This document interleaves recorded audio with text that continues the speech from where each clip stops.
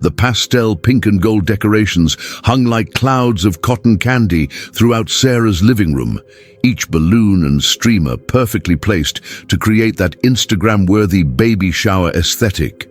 I stood near the gift table, adjusting the bow on the present I'd spent 3 hours wrapping, trying to make it look effortless while my heart hammered against my ribs like a caged bird.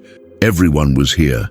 Sarah's college friends, her work colleagues, her sister who'd flown in from Portland, and of course all the neighborhood wives who'd become our social circle over the past 5 years. The same women who'd attended my own baby shower attempts. 3 of them, each one ending in whispered conversations and pitying glances when the months that followed brought nothing but negative pregnancy tests and doctor's appointments that led nowhere. "Emma, you look absolutely radiant," Sarah beamed as she waddled over, her hand resting on her perfectly round 7-month bump. The pale yellow maternity dress made her glow in that way everyone talks about, but I'd never experienced myself. "Thank you so much for coming. I know these things can be—" "Don't be silly," I interrupted, my practice smile sliding into place, like a mask I'd worn so many times it felt natural. I wouldn't miss it for the world. "You look beautiful, Sarah. Pregnancy really suits you." The words came easily now, after 4 years of failed fertility treatments, miscarriages, and the kind of grief that settles in your bones and changes the very structure of who you are. I'd learned to compartmentalize, to push down the ache that lived permanently in my chest and replace it with enthusiasm for other people's joy. It was survival. Sarah's face softened with relief. We'd been neighbors for 6 years, friends for most of that time, and she knew our story. Everyone did. In a town like ours, infertility wasn't something you could hide, especially when you'd tried as publicly as David and I had. The fertility specialist visits, the adoption consultations, the hushed conversations that stopped when we entered rooms. It all became part of our identity, whether we wanted it or not. "The nursery is finally finished," Sarah continued, her excitement bubbling over. "Would you like to see it? I know you have such great taste in design." Something twisted in my stomach, but my smile never wavered. "I'd love to." We walked through the house, past clusters of women oohing and eyeing over tiny clothes and discussing sleep schedules and breastfeeding tips. The conversations I'd once imagined being part of, but now felt like listening to through glass, close enough to see, but forever separated. The nursery was perfect, of course. Cream walls with hand-painted woodland creatures, a crib that probably cost more than our monthly mortgage payment, and a rocking chair positioned by the window where golden afternoon light streamed in like a blessing. Sarah had everything I'd dreamed of having down to the smallest detail. "It's beautiful," I whispered, and for once I meant it without reservation. It was beautiful, and Sarah deserved this happiness. The fact that it felt like swallowing glass didn't change that truth. "I keep coming in here and just staring," Sarah admitted, running her hand along the crib rail. "I can't believe she's almost here, that I'm going to be someone's mother." The words hit me like a physical blow, but I maintained my composure. I'd gotten good at that too, taking hits and staying upright. "You're going to be amazing." We returned to the party, and I threw myself into the role I'd perfected. The supportive friend, the gracious guest, the woman who was genuinely happy for others, even when happiness felt like a foreign concept in her own life. I played games where I guessed the baby food flavors and helped set up the gift opening area. I laughed at jokes about sleep deprivation and offered advice about stroller brands that I'd researched obsessively during my own hopeful periods. David arrived just as the gift opening was beginning, still in his work clothes, but having stopped to pick up flowers for Sarah. He found me in the crowd and pressed a quick kiss to my cheek, his familiar warmth momentarily steadying me. "How are you holding up?" he murmured in my ear, his hand finding mine. "I'm fine," I replied automatically, the same response I'd given to that question hundreds of times over the past few years. He squeezed my hand gently, and I knew he could see through the facade, but this wasn't the time or place for that conversation. We'd have it later, in the privacy of our own home, where I could finally let the mask slip and acknowledge how much this hurt. Sarah began opening gifts, each onesie and blanket and baby monitor eliciting squeals of delight from the gathered women. I clapped and smiled and made appropriate comments, playing my part in the choreographed dance of female friendship and support. When she opened my gift, a beautiful white noise machine that had been on her registry, her eyes met mine across the room. "Thank you, Emma, this is perfect." The genuine gratitude in her voice almost undid me, but I held on. I'd survived worse moments than this. I could make it through one baby shower. But then Sarah opened the gift from her mother-in-law, and everything changed. It was a photo album, leather-bound and elegant, with baby's first year embossed in gold lettering on the cover. Sarah flipped through the empty pages, each one waiting to be filled with milestones I would never document, memories I would never make. "Oh, this is gorgeous," Sarah breathed. "I can't wait to fill this with pictures." Her first smile, first steps, first words. The room erupted in enthusiastic agreement, women sharing stories of their own children's first moments, the conversation flowing naturally into territory that I couldn't follow. I stood there, surrounded by mothers and expectant mothers, feeling more alone than I ever had in my life. That's when it happened. Without thinking, without the careful control I'd maintained all afternoon, I felt my face crack. Not obviously. I wasn't sobbing or causing a scene, but something in my expression shifted. The mask slipped just enough that anyone paying attention might see the raw grief underneath, and David was paying attention. His hand closed around mine so quickly and firmly that I startled. When I looked at him, his eyes were wide with concern, and something that looked almost like panic. "Not here," he whispered urgently, his voice so low that only I could hear it. The words hit me like cold water. "Not here. Not now. Don't break down at your friend's baby shower. Don't ruin this moment for her. Don't make your pain everyone else's problem." I nodded quickly, blinking back the tears that had been threatening to spill, and rebuilt my composure with the efficiency of someone who'd had years of practice. David's grip on my hand remained firm, anchoring me to the present moment and reminding me where I was and what was expected of me. But something had shifted in that instant. Something about the way he'd grabbed my hand, the urgency in his voice, the assumption that I couldn't be trusted to hold myself together. It felt like a judgment, like he was ashamed of my grief, or worried about what people would think if I showed any genuine emotion. The party continued around us, Sarah moving on to the next gift, the conversation flowing back to safer topics. But I stood there, my hand still in David's, feeling more isolated than ever. Because now, it wasn't just about being the woman who couldn't have children at a baby shower. Now, I was also the woman whose husband had to warn her not to fall apart in public. The realization settled over me slowly, like dust on furniture you don't notice until someone runs their finger across the surface. This wasn't just about today, or about Sarah's baby shower, or even about our infertility struggles. This was about who I'd become in my marriage, in my community, in my own life. I'd become someone who needed to be managed, controlled, kept from making others uncomfortable with my pain. The gift opening continued, but I barely saw it. I was thinking about all the times David had steered me away from conversations about children. All the times he'd made excuses for why we couldn't attend christenings or first birthday parties. All the times he'd suggested I take a break from baby-related social media or skip events that might be too hard for me. I'd thought he was being protective, but standing there with his hand gripping mine like a leash, I wondered if he was actually being controlling, or worse, if he was ashamed of me and my inability to cope gracefully with our situation.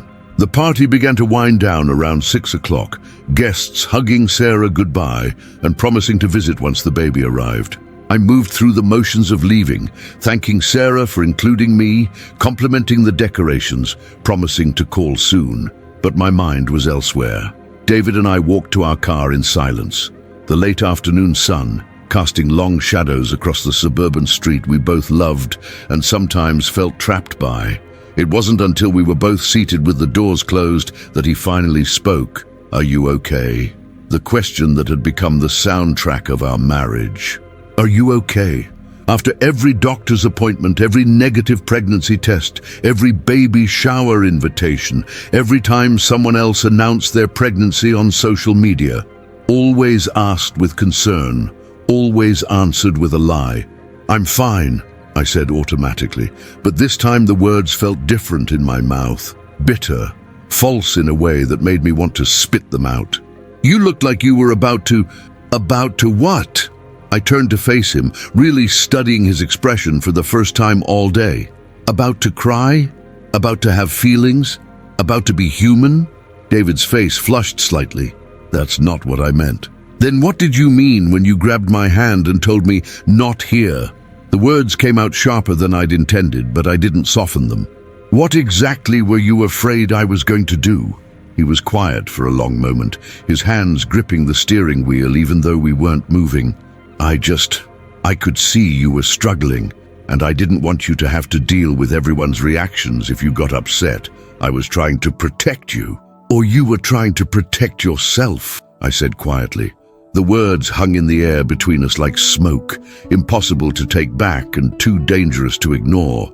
David turned to look at me, his eyes wide with something that might have been hurt or might have been recognition. "What's that supposed to mean?" But I wasn't ready to answer that question. I wasn't ready for the conversation that was clearly coming, the one we'd been avoiding for months or maybe years. Instead, I looked out the window at Sarah's house, where the porch light had just come on, and she was probably cleaning up wrapping paper and planning the nursery arrangements. "Can we just go home?" I asked. David started the car without another word, but I could feel the tension radiating from him like heat. We had a 20-minute drive ahead of us, 20 minutes of silence to think about what I'd just accused him of and what it meant for our marriage. As we pulled away from the curb, I caught a glimpse of Sarah in her front window, one hand on her belly, looking radiant and content, and everything I'd once thought I would be. The sight should have made me sad, but instead I felt something else entirely. I felt angry, and for the first time in 4 years of fertility struggles, anger felt better than grief. The silence in the car was suffocating. David kept his eyes fixed on the road, his jaw set in that way that meant he was processing something he didn't want to discuss. I knew that look intimately. It was the same expression he'd worn after every failed IVF cycle, every miscarriage, every time the doctor delivered news that sent us back to square one. But this time felt different. This time, the silence wasn't filled with shared grief or mutual disappointment. This time, it crackled with something more dangerous. The kind of tension that comes when two people realize they've been living different versions of the same story. I watched the familiar streets slide past, the coffee shop where we'd had our first date, the park where we'd talked about having kids someday, the pediatrician's office we'd chosen optimistically 5 years ago and never had reason to visit.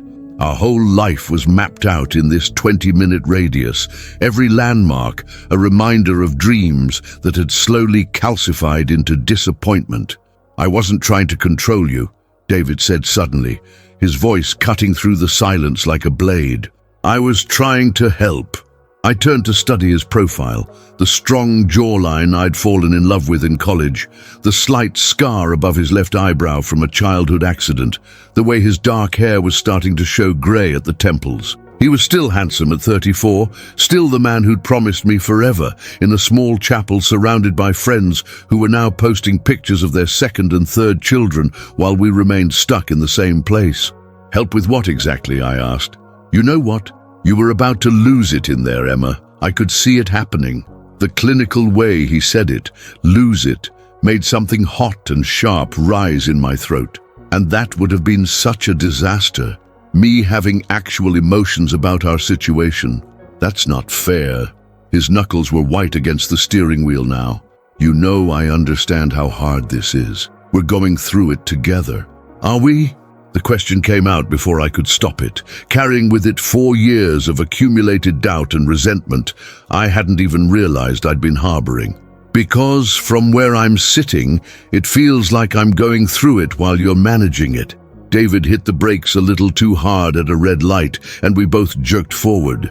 He turned to face me fully for the first time since we'd gotten in the car, his blue eyes flashing with something between hurt and anger. That's not true. Do you think this has been easy for me? Do you think I don't want kids just as much as you do? Do you think I don't feel like a failure every time another treatment doesn't work? The rawness in his voice caught me off guard. In all our years of fertility struggles, David had rarely shown this kind of emotion. He'd been the steady one, the practical one, the one who researched treatment options and kept track of appointment schedules and held me when I cried. I'd sometimes wondered if he was hurting as much as I was, but I'd never pushed him to show it. Then why do you act like my grief is something to be managed instead of something to be shared? I asked, my voice softer now, but no less pointed. The light turned green, and David faced forward again, easing the car through the intersection.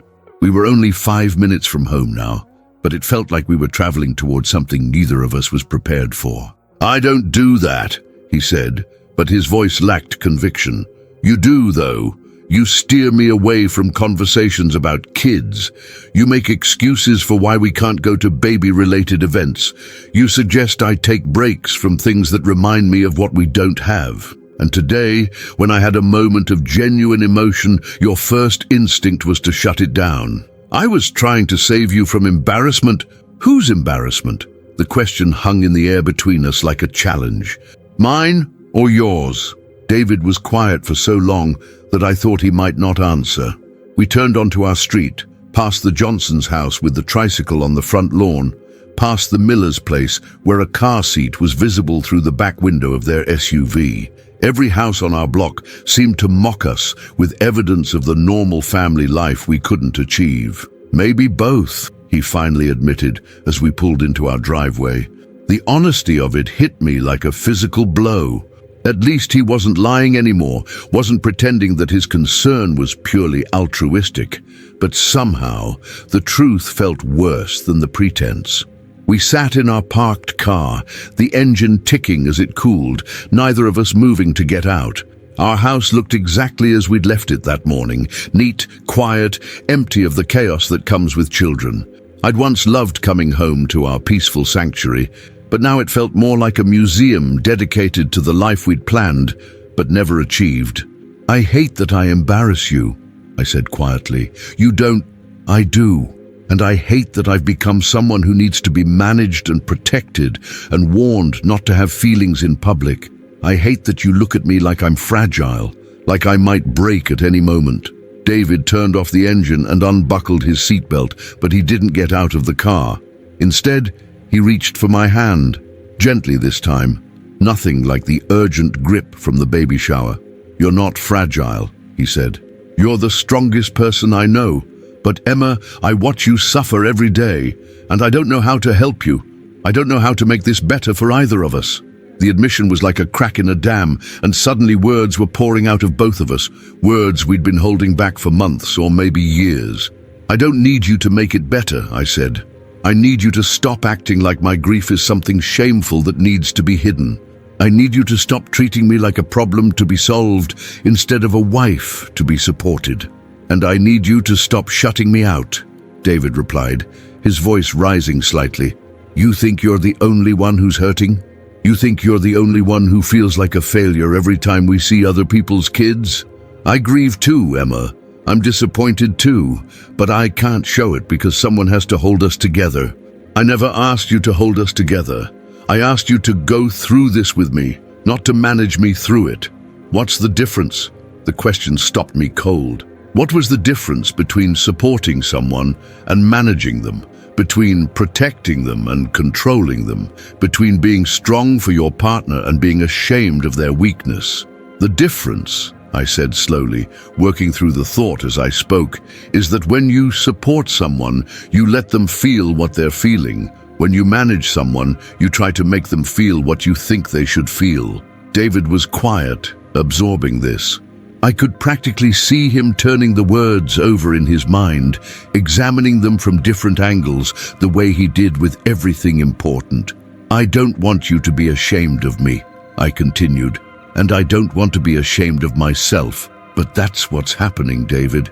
I'm starting to feel like my sadness is something ugly that needs to be hidden, like wanting a baby so desperately is somehow wrong or excessive. It's not wrong, he said immediately. Of course it's not wrong. Then why did you grab my hand today like I was about to do something terrible? Why do you look panicked every time I get emotional about our situation? David leaned back against his seat, running his hands through his hair in the gesture I recognized as his way of buying time when he was struggling to find the right words. Because, he said finally, I'm scared that if you fall apart, I will too. And if we both fall apart, then what happens to us? The vulnerability in his admission took my breath away. For 4 years, I'd seen David as the rock in our relationship, the one who kept moving forward when I wanted to curl up in bed and give up. I'd never considered that his strength might be performed rather than felt, that he might be just as terrified as I was, but showing it differently. Maybe we need to fall apart, I said softly. Maybe we need to stop trying so hard to hold it together and just be honest about how much this sucks. I'm terrified that if we do that, we won't find our way back to each other. His words hit me like a punch to the chest because they voiced a fear I'd been carrying but hadn't dared to articulate. We'd been through so much together, failed treatments, miscarriages, the slow erosion of hope that comes with years of disappointment. But we'd survived it by taking turns being strong, by never both breaking down at the same time. What if we stopped taking turns? What if we both admitted how lost we were, how angry and heartbroken and tired of fighting? What if the thing that was supposed to bring us together, wanting a family, had actually been pushing us apart? I don't know how to do this anymore, I whispered, and the admission felt like stepping off a cliff. Do what? Any of it. The treatments, the hope, the pretending I'm okay when I'm not, the pretending we're okay when we're not. David reached for my hand again, and this time I let him take it. His palm was warm and familiar, calloused from the weekend woodworking projects that had become his escape over the past few years. Are we not okay? He asked. It was such a simple question, but it contained the weight of our entire marriage. Were we okay? Could we be okay? Did we even know what okay looked like anymore? I don't know, I said honestly. I don't think I know the difference between okay and not okay anymore. I've been not okay for so long that it's starting to feel normal.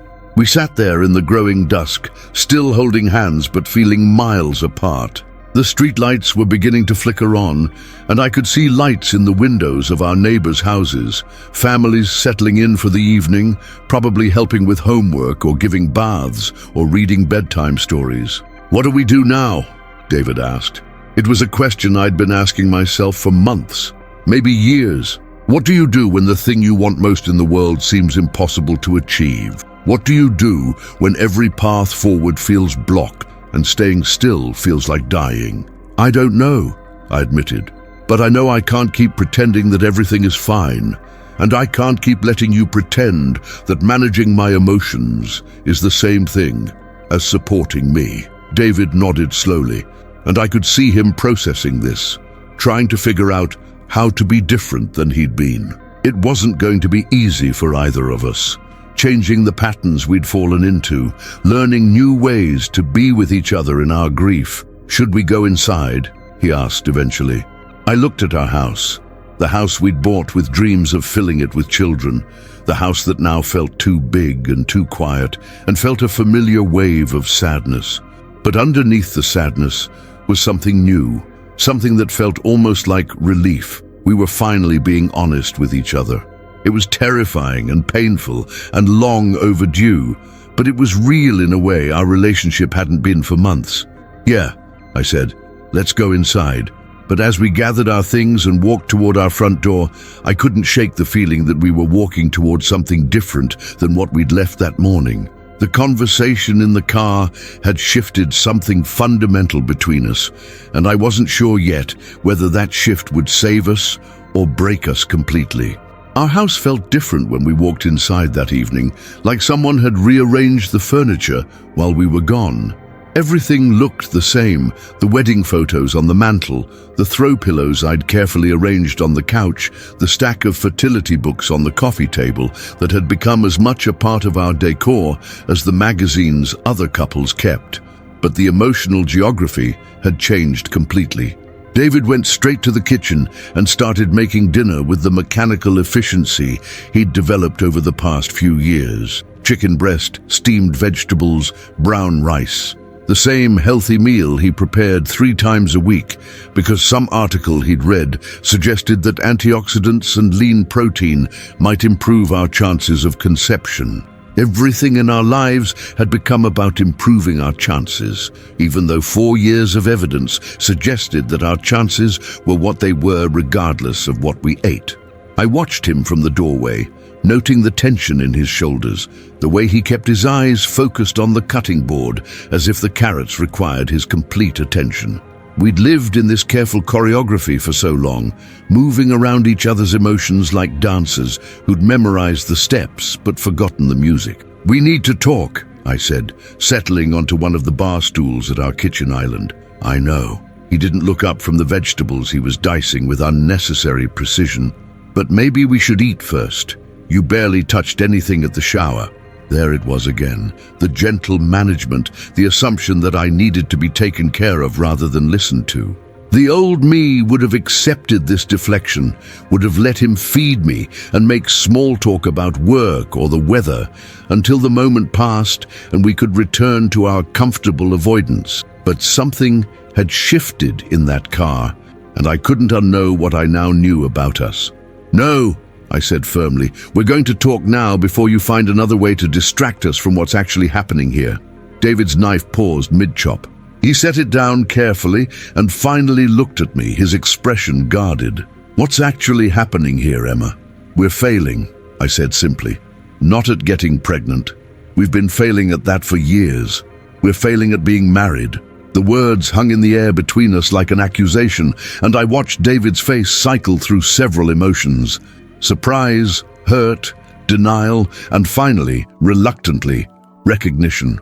"That's not true," he said, but his voice lacked conviction. "When was the last time we had a conversation that wasn't about fertility treatments or doctor's appointments or scheduling sex around my ovulation cycle?" He opened his mouth to answer, then closed it again.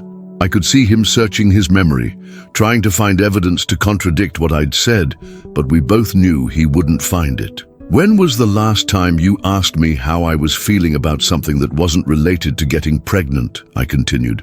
"When was the last time we talked about our dreams that don't involve having kids? When was the last time we made love instead of having scheduled intercourse designed to make a baby?"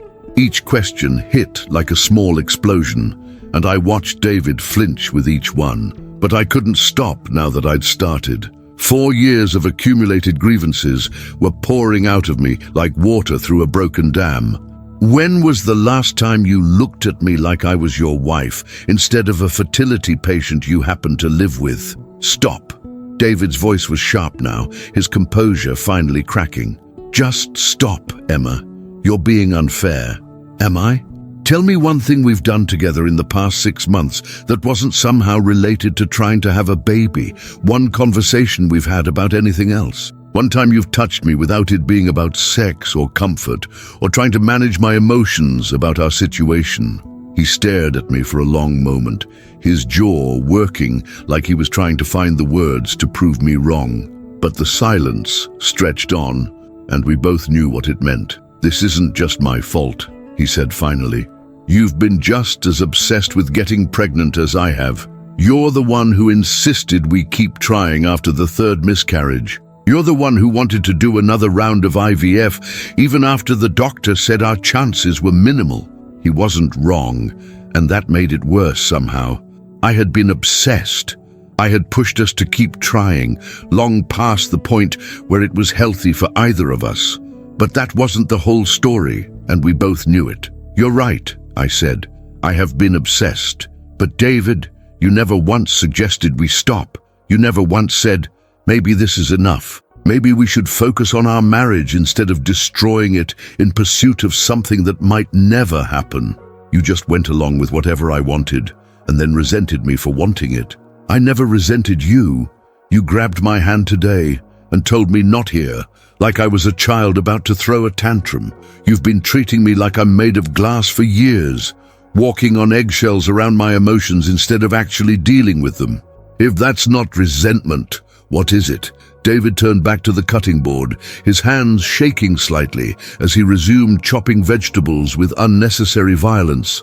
It's exhaustion, Emma. I'm exhausted from watching you hurt and not being able to fix it. I'm exhausted from trying to hold us together while you fall apart every month when your period comes. I'm exhausted from pretending that I'm not disappointed too, that I don't mourn every failed cycle just as much as you do. The admission hit me like a physical blow, but it also felt like the first honest thing he'd said to me in months. I could see the truth of it in the set of his shoulders, in the way his voice cracked slightly on the word disappointed. Then why didn't you tell me that? I asked, my voice softer now. Why didn't you let me see that you were hurting too instead of making me feel like I was the only one falling apart? Because one of us had to be strong, he said without looking at me. One of us had to keep moving forward, keep believing it would work out, keep functioning like a normal human being. And you were so deep in your grief that I couldn't let myself go there too. I felt something shift in my chest, a loosening of tension I hadn't even realized I'd been carrying. For 4 years, I'd felt like I was grieving alone, while David remained somehow untouched by our losses. Learning that he'd been performing strength rather than feeling it changed everything. But that's exactly the problem, I said gently.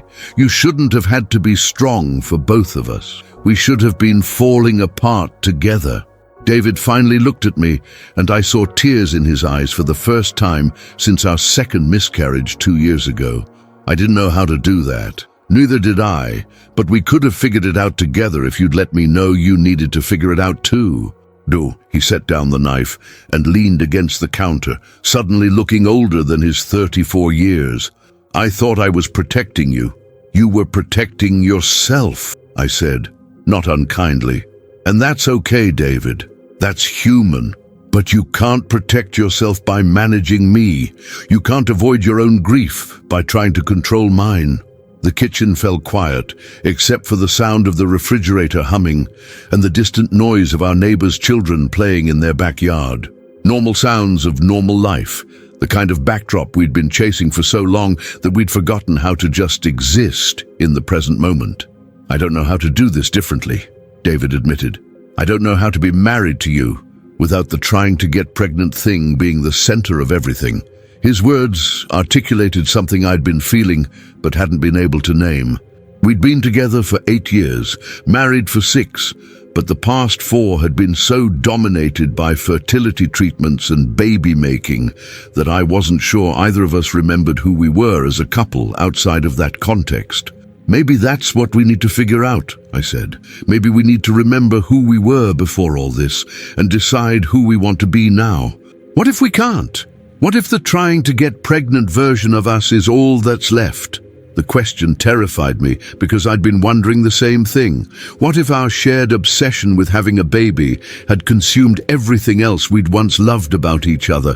What if we were strangers now, held together only by a common goal that was destroying us both?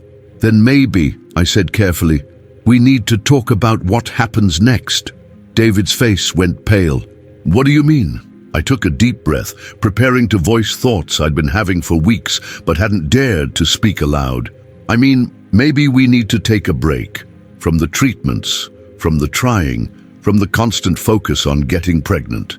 Maybe we need to figure out if there's still a marriage worth saving underneath all of this. Are you talking about separation? The panic in his voice was unmistakable, and it told me something important. Despite everything, despite the distance that had grown between us and the way we'd been failing each other, he didn't want to lose what we had. Neither did I, but I was beginning to realize that what we had might not be worth keeping if we couldn't find a way to make it healthy. I don't know what I'm talking about, I admitted. I just know that this isn't working. We're not working. And if we keep doing the same things and expecting different results, we're going to end up hating each other. David moved around the kitchen island and sat on the stool next to mine, close enough that I could smell his cologne and see the flecks of gold in his blue eyes. He looked vulnerable in a way I hadn't seen in years, like the carefully constructed armor he'd been wearing had finally cracked open. "I don't want to lose you," he said quietly. "I don't want to lose you either, but David, I think we're already losing each other. I think we've been losing each other for a long time, and we've been too focused on trying to create life to notice that we were letting our own lives slip away." He reached for my hand, and this time his touch was different, not protective or controlling, but simply seeking connection. "So, what do we do?" It was the same question he'd asked in the car, but now it felt less like a plea and more like a genuine request for partnership in figuring out an impossible situation. "I think," I said slowly, "we need to stop trying to get pregnant." The words came out quietly, but they felt like shouting in the silence of our kitchen. We'd talked about taking breaks before, usually framed as brief respites between treatments, but this felt different. This felt permanent in a way that scared us both. "For how long?" David asked. "I don't know, maybe forever." I watched him absorb this, saw him cycle through the same stages of grief that had become so familiar to both of us over the years. Denial, anger, bargaining, depression, and finally, something that might have been the beginning of acceptance. "I think," he said after a long pause, "that might be the most terrifying and the most relieving thing you've ever said to me." And suddenly, I knew exactly what he meant. The thought of giving up on having children felt like death, the death of dreams we'd carried for so long they'd become part of our identity. But it also felt like possibility, like stepping out of a prison we'd built for ourselves and finally being able to breathe again. "What would that look like?" I asked. "Stopping, I mean." David was quiet for a moment, and I could see him trying to imagine a life that wasn't structured around ovulation cycles and doctor's appointments and the constant exhausting hope that this month would be different. "I don't know," he admitted. "I can't remember what we did with our time before we started trying to get pregnant." "We traveled," I said, memories surfacing like photographs in a developer's bath. "Remember that trip to Ireland we took for our second anniversary? We stayed in that tiny bed and breakfast and spent 3 days just walking through the countryside and talking about everything and nothing. You wanted to see every single castle in the country," David said, and for the first time all day, I heard something like affection in his voice. "You complained about your feet hurting, but you never suggested we skip one. Because you got that look in your eyes when you talked about the history, like you were seeing something I couldn't see. I loved watching you get excited about things." The past tense hit both of us at the same time, and we fell quiet. When had he stopped loving to watch me get excited about things? When had I stopped getting excited about anything that wasn't related to getting pregnant? "We could travel again," I said tentatively. "We could plan trips without worrying about whether I'll be too pregnant to fly or whether we'll need to be back for a doctor's appointment. We could get a dog," David added, warming to the idea. "Remember how we always said we'd get a dog once we figured out the kid's situation?" I felt something loosen in my chest, something that had been wound tight for so long I'd forgotten what it felt like to breathe normally. "We could renovate the guest room. Turn it into an office or a library instead of keeping it empty just in case." The guest room. We'd been calling it that for 4 years, but we both knew it was really the baby's room, kept in a state of suspended animation while we waited for a child who might never come. The thought of giving it another purpose felt radical and terrifying and wonderful all at once. "We could have sex because we want to, not because the calendar says it's time," David said quietly. This hit deeper than anything else because it touched on something we'd both been avoiding acknowledging. Our physical relationship had become so medicalized, so purposeful, that we'd forgotten what it felt like to touch each other simply because we wanted to be close. "When was the last time we made love?" I asked. David thought about it, and the length of his pause told me everything I needed to know. "I don't remember," he admitted. "Me neither. And that's not okay, David. That's not sustainable for a marriage." He nodded, And I could see him processing all of this, trying to reorganize his understanding of what our life could look like. It was overwhelming and hopeful and terrifying all at once. "But what if we regret it?" he asked. "What if we stop trying and then we're 40 and we realize we made a huge mistake?" It was a fair question, and one I'd been asking myself for weeks. The fear of regret was almost as powerful as the fear of continued failure. What if we don't stop and we're 40 and we realize we wasted our entire marriage chasing something that was never going to happen? I countered. What if we look back and realize we spent the best years of our lives being miserable instead of appreciating what we actually had? David leaned back in his chair, running his hands through his hair in that familiar gesture of overwhelm. "This is so much bigger than I thought it was going to be when we got in the car today." I know, but maybe it needed to be. Maybe we needed something to force us to have this conversation. Sarah's baby shower forced us to have this conversation. I thought about that for a moment, about the chain of events that had led us here. Sarah's perfect nursery, the photo album waiting to be filled with memories, David's hand grabbing mine in warning, the realization that I'd become someone who needed to be managed rather than supported. "Maybe Sarah's baby shower saved our marriage," I said. The idea was so unexpected that we both started laughing. Not the polite laughter of social situations, but the kind of desperate, slightly hysterical laughter that comes when you realize how absurd life can be. Here we were, talking about giving up on having children because of something that happened at a baby shower. The irony was almost too much to bear. "God, we're a mess," David said, but he was still laughing. "We're such a mess," I agreed, "but maybe we can be a different kind of mess. Maybe we can be the kind of mess that actually works." The laughter faded gradually, leaving us sitting in our kitchen with the weight of everything we'd said and everything we hadn't said yet. The vegetables David had been chopping sat forgotten on the cutting board, probably wilted by now, but neither of us moved to finish making dinner. "I'm scared," David admitted. "Of what?" "Of everything, of stopping the treatments and never having kids, of not stopping and losing you, of changing everything about our life and discovering we don't actually like each other without the shared goal of getting pregnant." His honesty was like a gift, and I felt closer to him than I had in months. This was the man I'd married, the one who could admit his fears, who could sit in uncertainty without trying to fix everything immediately. "I'm scared too," I said, "but I'm more scared of staying exactly where we are." We sat with that for a while, letting the truth of it settle between us. Change was terrifying, but stagnation was killing us slowly.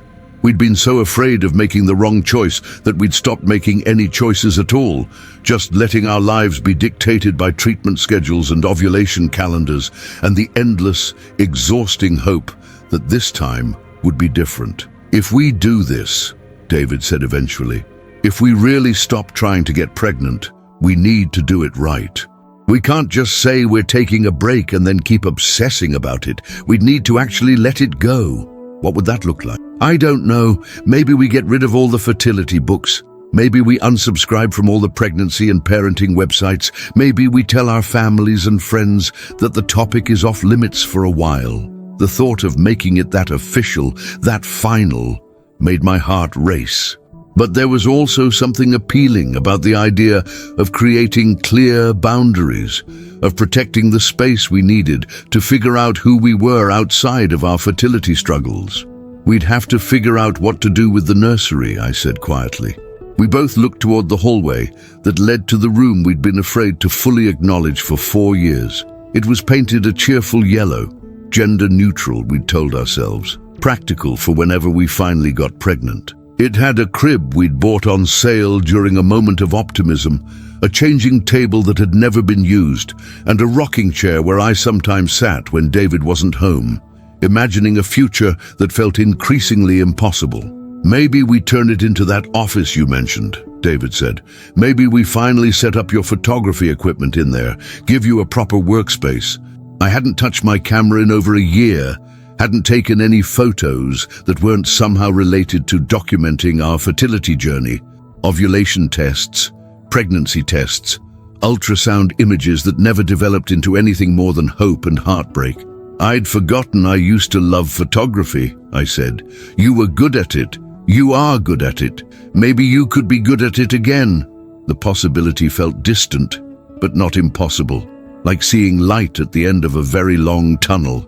Photography had been my passion before marriage, before trying to get pregnant, had consumed every creative impulse I had. The idea of picking up my camera again, of seeing the world through a lens that wasn't focused on what I lacked, was both thrilling and terrifying.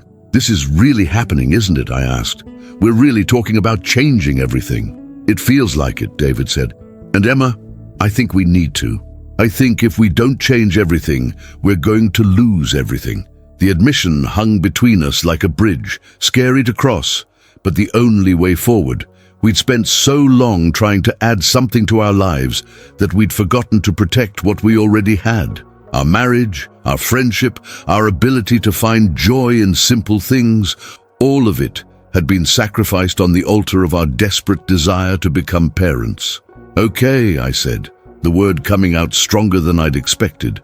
Let's do it. Let's stop trying to get pregnant and start trying to remember how to be married. David reached for my hand again, and this time his touch felt like a promise rather than a warning. Are you sure?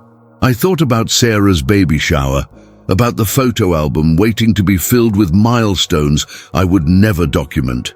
I thought about the look on David's face when he'd grabbed my hand, the panic in his voice when he'd said, "Not here."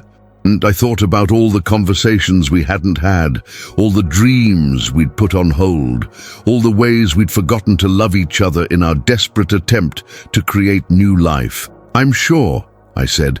I'm sure that what we're doing isn't working, and I'm sure that we deserve better than this. We deserve to be happy, David. Not someday when we finally get pregnant, but now. Today, as we are. He squeezed my hand, and I felt something pass between us.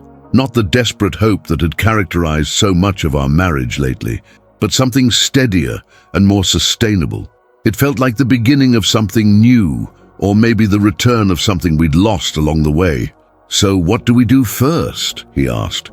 I looked around our kitchen, at the fertility books on the counter, the ovulation predictor kit in the drawer, the pregnancy vitamins I took religiously, even though they hadn't helped us conceive in 4 years of trying. First, I said, we finish making dinner and we eat it together and we talk about anything except getting pregnant. We remember how to have a conversation about something else. And then we take it one day at a time. We figure out how to be David and Emma again, not just a couple trying to have a baby. David smiled, really smiled, for the first time all day. I'd like to remember how to be David and Emma again. Me too, I said. I miss us. I miss us too. He got up to finish making dinner, but this time there was something different in his movements. Less mechanical, more present. And when he asked me about my day, he didn't ask about my cycle or my symptoms or how I was feeling about our next treatment. He just asked about my day. It was such a small thing, but it felt revolutionary. The next morning I woke up before my alarm for the first time in months, not because of anxiety or the need to take my basal body temperature, a ritual I'd performed religiously for 4 years, but because something felt different. The light coming through our bedroom window seemed brighter, and the sound of David's breathing beside me was comforting rather than a reminder of another month we'd failed to conceive. I lay still for a moment, processing the strange sensation of peace I hadn't felt in years. Then I remembered our conversation from the night before, and the peace was replaced by something more complicated, a mixture of relief, terror, and the kind of uncertainty that comes with stepping into completely uncharted territory. David stirred beside me, and I watched him wake up with the same gradual awareness I'd experienced. His eyes found mine, and I saw my own complex emotions reflected back at me. "Good morning," he said softly. "Good morning." We lay there, looking at each other, both of us processing the weight of what we'd decided. In the harsh light of morning, with the practical realities of our life spread out before us, everything felt more daunting.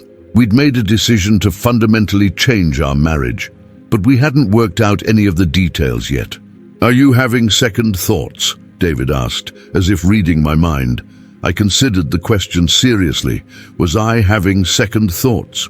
The part of me that had been clinging to hope for 4 years was screaming in protest, listing all the reasons why giving up was premature and foolish. But underneath that panic was something quieter and more certain. About stopping the treatments? No, I said. About whether we can actually do this? Yes. David propped himself up on his elbow, studying my face. "What do you mean?" "I mean, we've been living one way for 4 years, David. Our entire routine, our entire emotional landscape, our entire sense of purpose has been built around trying to get pregnant. I don't know if we actually know how to live any other way anymore." It was true. Our weekly schedule revolved around doctor's appointments and pharmacy visits. Our budget included line items for fertility medications and procedures. Our social calendar was filtered through the lens of what would be too emotionally difficult for me to handle. Even our physical relationship had become so tied to reproduction that I wasn't sure we remembered how to be intimate without an agenda. "So we learn," David said simply. "We figure it out as we go. What if we can't? What if we've forgotten how to be happy without the possibility of getting pregnant to look forward to?" David was quiet for a long moment, and I could see him wrestling with the same fears I was voicing. We'd built our identity as a couple around wanting children, around being the people who were trying so hard to build a family. Who were we without that story? "Then we learn how to be happy with different things to look forward to," he said finally. "Emma, we were happy before we started trying to get pregnant. We were good together. That didn't just disappear, didn't it? When was the last time you looked forward to coming home to me because you wanted to see me, not because you needed to check in on how I was coping with our latest disappointment?" The question hit its mark, and I watched David's face crumple slightly. "That's not fair. It's not meant to be fair. It's meant to be honest." We were treading on dangerous ground now, the kind of brutal honesty that could either save a marriage or destroy it completely.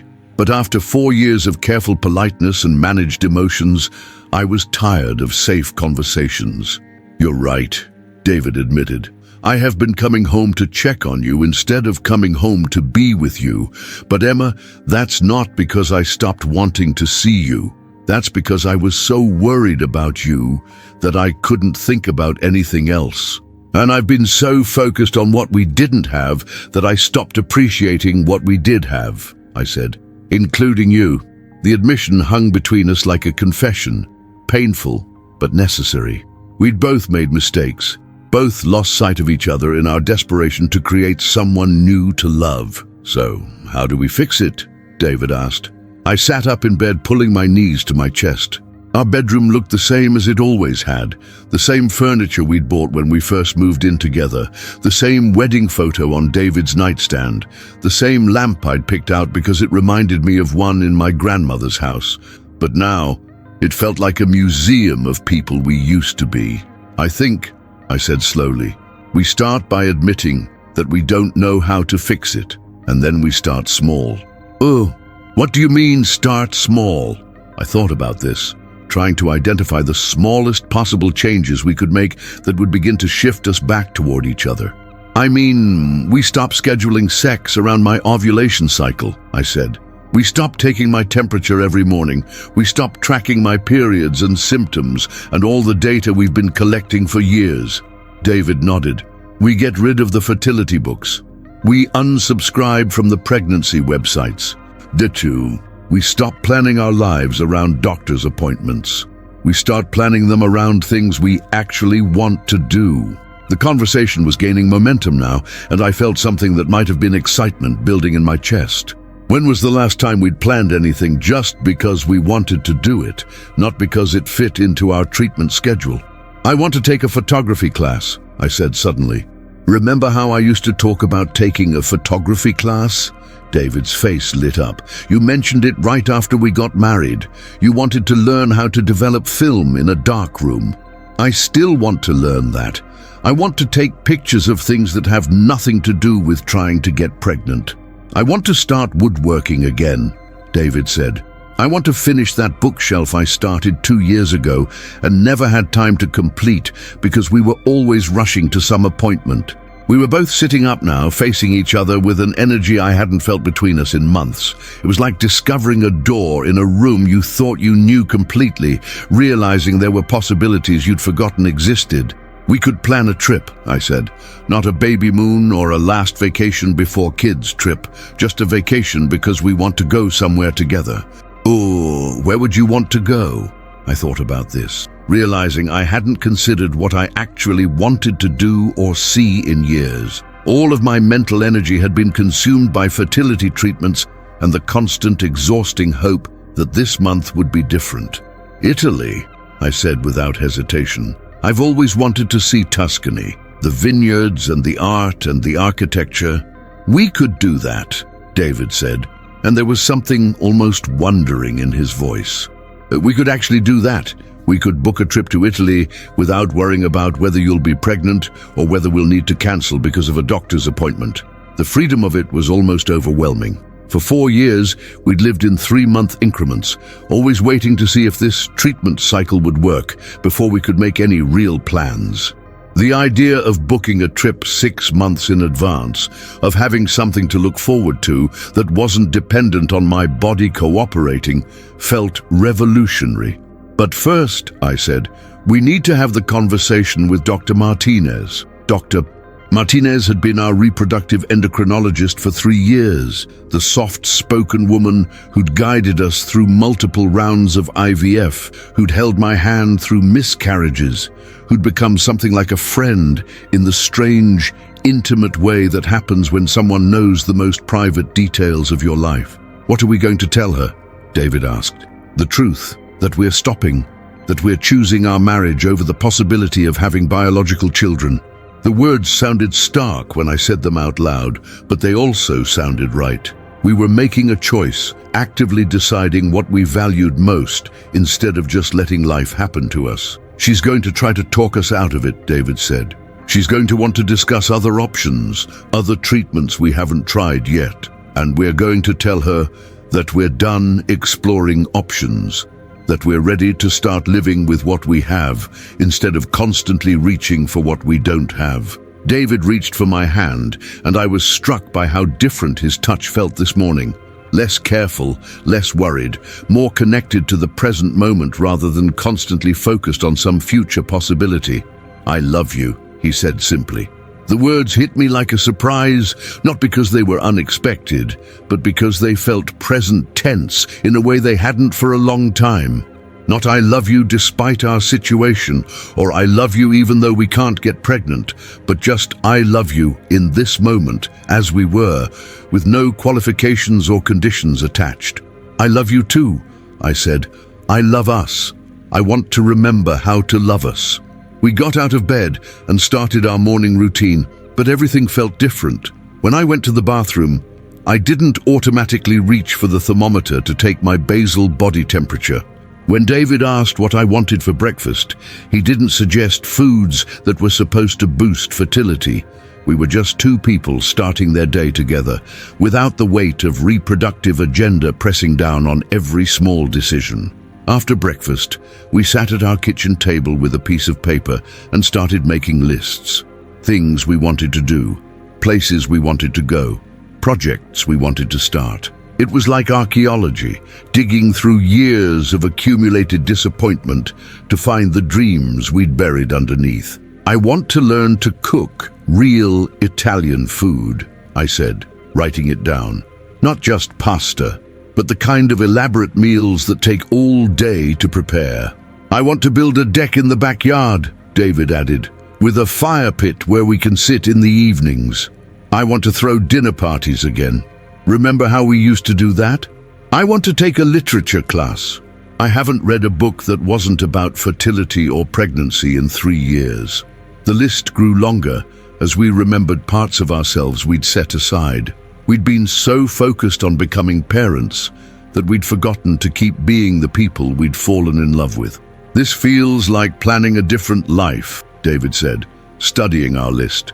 "It is planning a different life. The question is whether it's a life we actually want or just a consolation prize for the life we couldn't have." David considered this seriously. "I think," he said slowly, "that might depend on how we approach it. If we do all of these things while secretly mourning the fact that we're not raising children instead, then yeah, it'll feel like a consolation prize. But if we do them because we genuinely want to experience them, because we're choosing to build a life that makes us happy as we are, then it's not a consolation prize. It's just our life." Exactly. The distinction felt important, maybe the most important thing we'd articulated yet.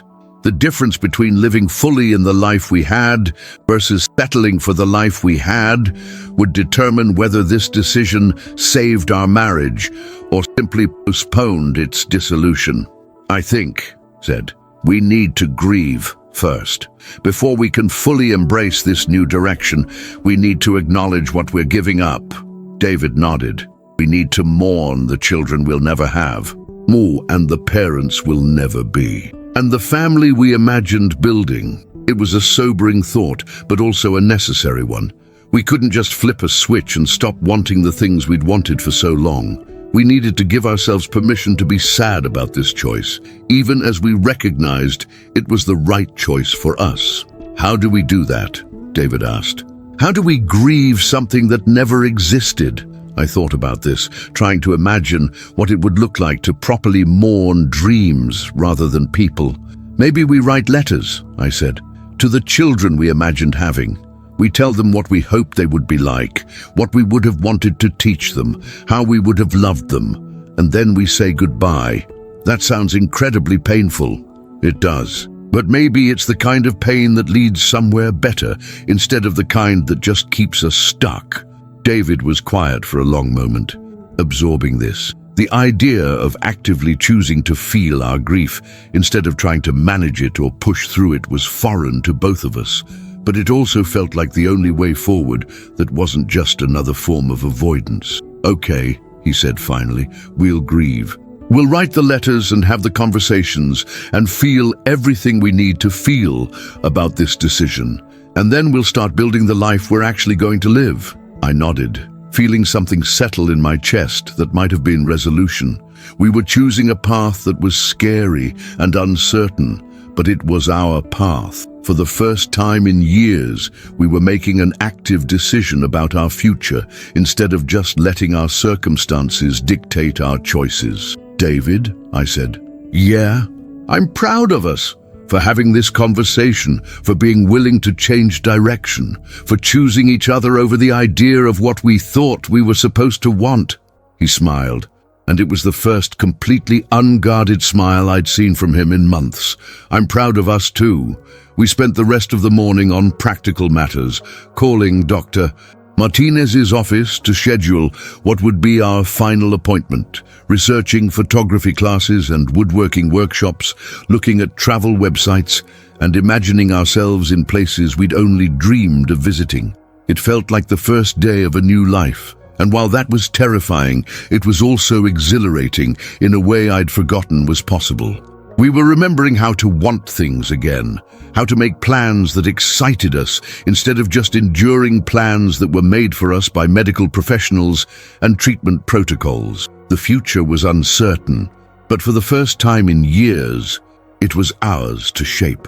3 weeks later, I sat in Dr. Martinez's office for what I knew would be the last time, my hands folded in my lap as I studied the familiar motivational posters on her walls. "Hope is the thing with feathers," read one, Emily Dickinson's words rendered in cheerful script above a photo of a sunrise. Another featured a mother and baby with the caption, "Miracles happen every day." The same posters that had once given me comfort now felt like artifacts from someone else's life. David sat beside me, his presence steady and warm. We'd spent the past 3 weeks preparing for this conversation, talking through our decision from every possible angle. making sure we were choosing this path together rather than just stumbling into it. The certainty we'd found that night in our kitchen had only grown stronger with time. Dr. Martinez entered with her usual warm smile, her dark hair pulled back in the neat bun she'd worn to every appointment I could remember. She guided us through 3 years of treatments with infinite patience and genuine compassion, and I knew this conversation was going to be difficult for all of us. "Emma, David," she said, settling into her chair across from us. "How are you both doing?" "We're good," I said, and realized I meant it in a way I hadn't for years. "Actually, we're really good." She smiled, but I could see the slight confusion in her eyes. In our relationship, really good usually meant I was pregnant, but she would have been the first to know if that were the case. "I'm glad to hear that. Now, I've reviewed your files, and I think we have some excellent options to discuss for your next cycle. The new protocol I mentioned last time has shown very promising results with patients who have similar histories to yours." David and I exchanged a look, and I felt him squeeze my hand supportively. We'd rehearsed this moment, but it still felt surreal to be sitting here, about to close a chapter of our lives that had been open for so long. "Dr. Martinez," I said gently, "we're not here to discuss our next cycle. We're here to tell you that we're stopping treatment."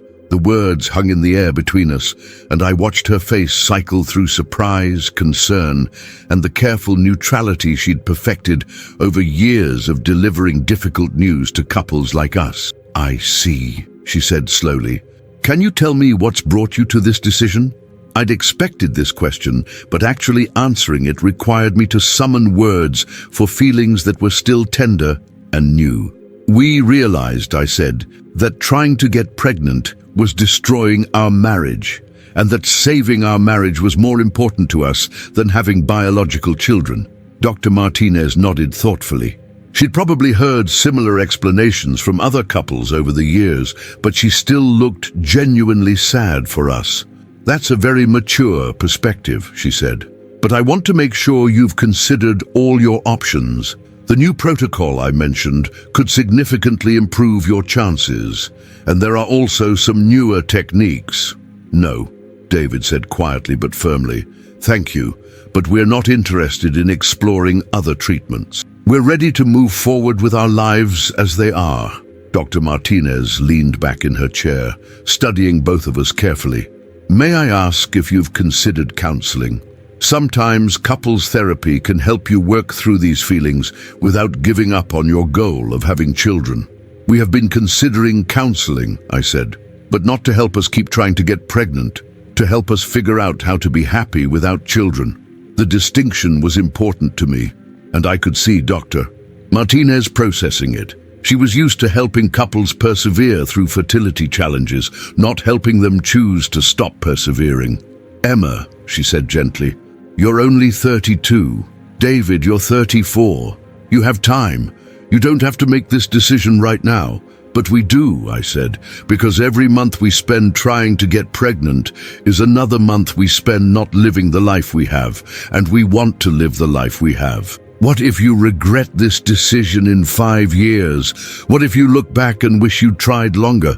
It was the question everyone had asked us, the one we'd asked ourselves countless times over the past few weeks.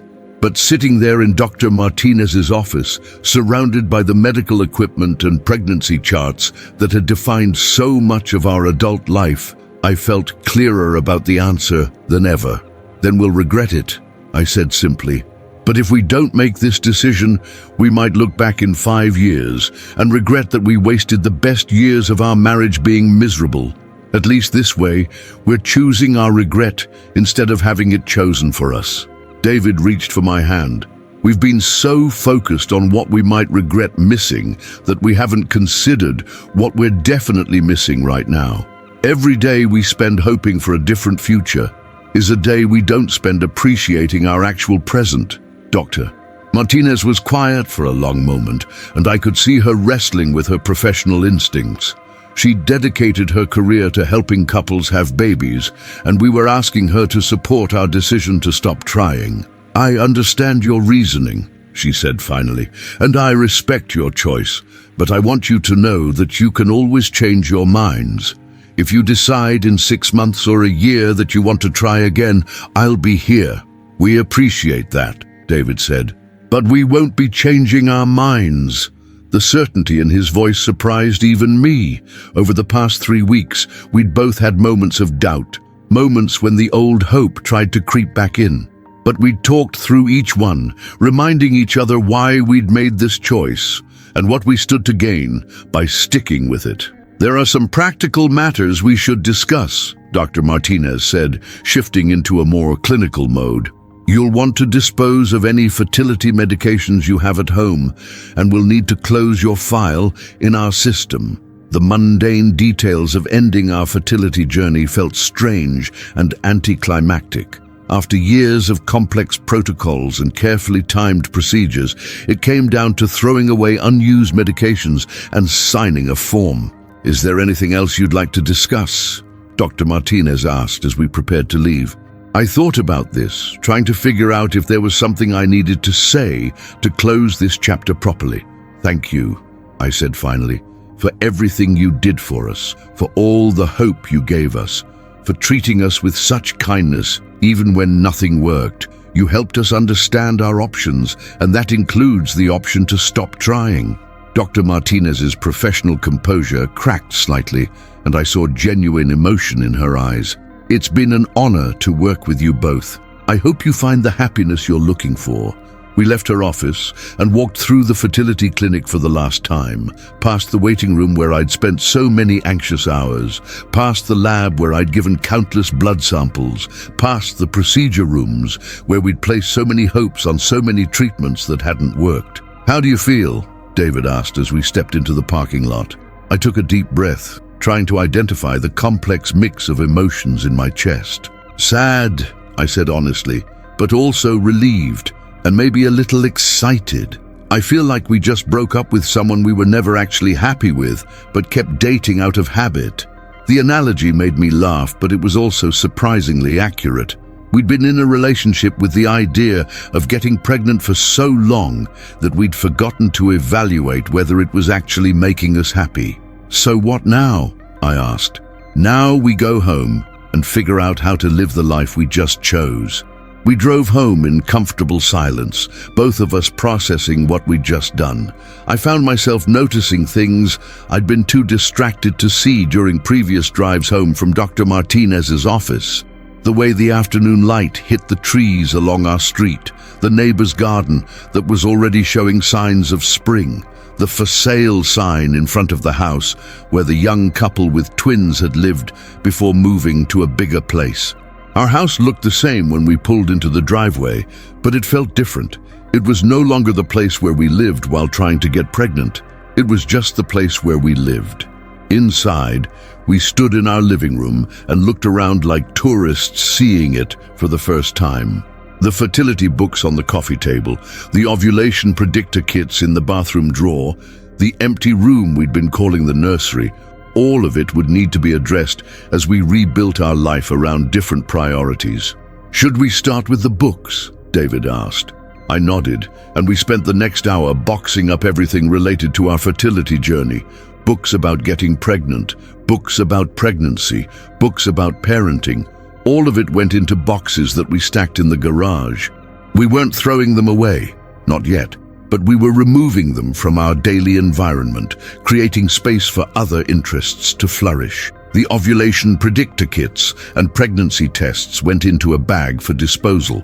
The fertility medications in our refrigerator joined them. The basal body thermometer I'd been using for 4 years went in last, and I felt a strange sense of liberation as I dropped it into the bag. "What about the nursery?" David asked. We stood in the doorway of the yellow room with its unused crib and empty changing table, and I felt the full weight of what we were leaving behind. This room had represented so much hope for so long. Now it needed to represent something else. "Photography studio," I said firmly. "We'll set it up as my photography studio." "Are you sure?" I thought about it, trying to imagine coming into this room every day to work on a creative project instead of staring at baby furniture that would never be used. The idea felt healing in